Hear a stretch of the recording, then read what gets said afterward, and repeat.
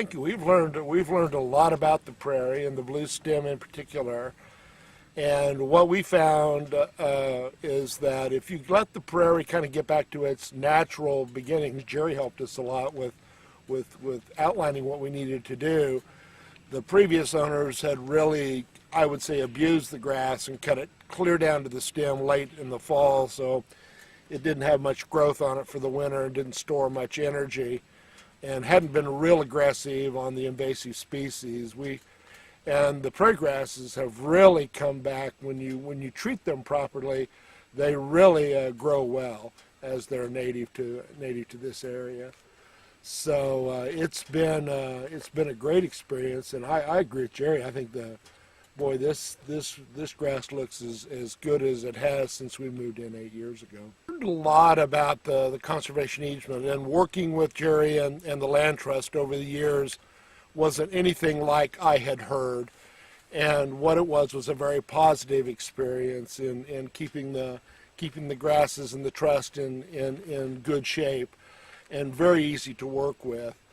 One of the things I did is I have a background in marketing and sales, so I went out and looked at the channels that are typically used to sell properties in southern Douglas County.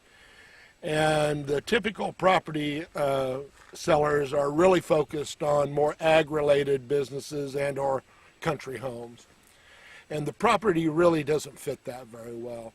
It's not a property you're going to go put row crops on. It doesn't fit within the easement parameters. And it's not a property you're going to break apart and make into small housing homes. It just doesn't fit, fit what this land trust is. So I aligned ourselves with a market segment that better fit both of those needs, and it ended up being a land group out of the Midwest called Midwest Land Group that specializes in selling properties to hunters, which closely aligns with what the needs and the goals are for the land trust. And surprisingly, instead of being told, oh, this is a liability over and over again by the more local real estate agents, once we engaged the right group, they said, what a wonderful asset this is. And look at the beautiful wildlife and refuge and the changes in elevation and the wonderful, wonderful area you have in the land trust here. This will be a delight for some owner somewhere from around the United States to own and live. So we aligned ourselves that way, and to make a very long story much shorter, we engaged this group out of Kansas City area actually, and within 30 days of having it on the market, we had it under contract.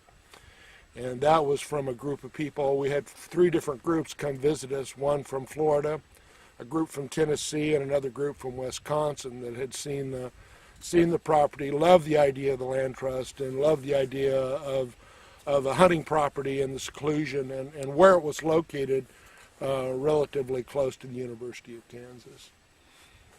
And so one of those prospective buyers became the buyer, and you plan to close in December of 2017.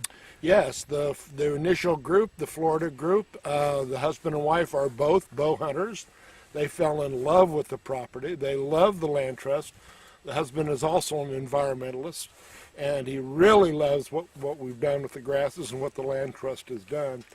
So I think it's a perfect match, and I would highly recommend if people are looking for selling properties and or buying properties to align themselves with similarly minded groups. It makes the job much easier.